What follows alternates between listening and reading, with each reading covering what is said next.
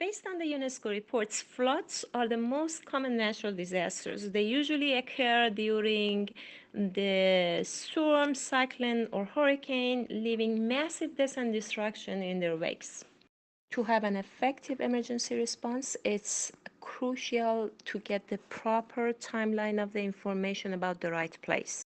The information we give to the emergency team must be interactive and progressive. Different sensors from visible to infrared to microwaves on board different satellites provide progressive near real-time observations. These observations have some sort of problems depending on the sensor. For example, visible sensors, they get easily blocked by the canopies and clouds, making them completely impractical during the storm, which is usually under a cloudy sky. Passive microwave sensors have very poor spatial resolution. Sometimes the pixel size is equal to the size of a city.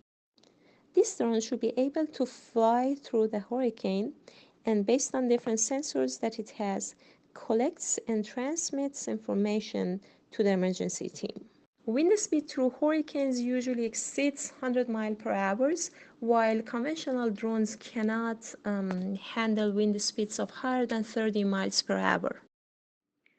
But the goal of this project is to have a super drone fleet that provides a continuous time coverage for a duration of 3 days, which is usually the scale of a medium to large hurricanes.